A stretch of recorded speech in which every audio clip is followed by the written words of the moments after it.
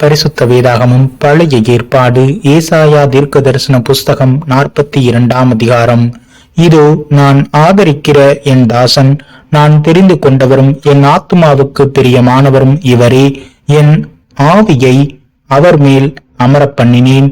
அவர் புறஜாதிகளுக்கு நியாயத்தை வெளிப்படுத்துவார். அவர் கூக்குரலிடவும் மாட்டார், தம்முடைய சத்தத்தை உயர்த்தவும் அதை வீதியிலே கேட்க பண்ணவும் மாட்டார். அவர் நெறிந்த நாணலை முறியாமலும் மங்கி எரிகிற திரியை அணையாமலும் நியாயத்தை உண்மையாக வெளிப்படுத்துவார். அவர் நியாயத்தை பூமியிலே நிலைப்படுத்தும் மட்டும் இலக்கரிப்பதும் இல்லை, பதறுவதும் இல்லை.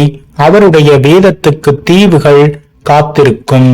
வானங்களை சிருஷ்டித்து அவைகளை விரித்து பூமியையும் அதிலே உற்பத்தியாகிறவைகளையும் பரப்பினவரும், அதில் இருக்கிற ஜனத்துக்கு சுவாசத்தையும் அதில் நடமாடுகிறவர்களுக்கு ஆவியையும் கொடுக்கிறவருமான கர்த்தராகிய தேவன் சொல்லுகிறதாவது: நீர் குருடருடைய கண்களை திறக்கவும், கட்டுண்டவர்களை காவலிலிருந்தும் இருளில் இருக்கிறவர்களை சிறைச்சாலைகளில் இருந்தும் விடுவிக்கவும், கர்த்தராகிய நான் நீதியின்படி உம்மை அழைத்து உம்முடைய கையை பிடித்து உம்மை தற்காத்து உம்மை ஜனத்திற்கு உடன்படிக்கையாகவும் ஜாதிகளுக்கு ஒளியாகவும் வைக்கிறேன்.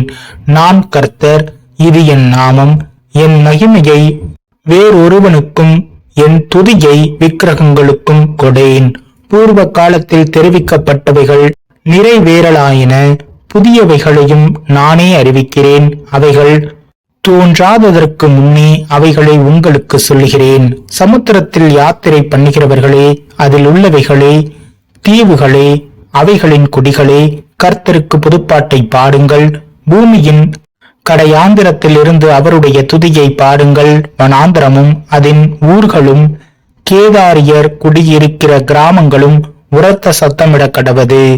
கண்மலையிலே குடியிருக்கிறவர்கள் கம்பீரித்து பர்வதங்களின் கொடுமுடியில் இருந்து ஆர்ப்பரிப்பார்களாக. கர்த்தருக்கு மகிமையை செலுத்தி அவர் துதியை தீவுகளில் அறிவிப்பார்களாக. கர்த்தர் பராக்கிரமசாலியைப் போல் புறப்பட்டு யுத்த வீரனைப் போல் வைராக்கியம் உண்டு முழங்கி கர்ஜித்து தம்முடைய சத்துருக்களை மேற்கொள்வார். நான் வெகு காலம் மௌனமாயிருந்தேன், சும்மா இருந்து எனக்குள்ளே அடக்கி கொண்டு இருந்தேன். இப்பொழுது பிள்ளை பெறுகிறவளைப் போல சத்தமிட்டு அவர்களை பாழாக்கி விழுங்குவேன்.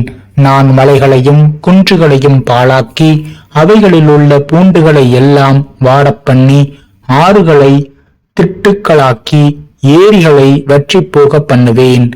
குருடரை அவர்கள் அறியாத வழியிலே நடத்தி அவர்களுக்கு தெரியாத பாதைகளில் அவர்களை அழைத்து கொண்டு வந்து அவர்களுக்கு முன்பாக இருளை வெளிச்சமும் கோணலை செவ்வையும் ஆக்குவேன். இந்த காரியங்களை நான் அவர்களுக்கு செய்து அவர்களை கைவிடாதிருப்பேன்.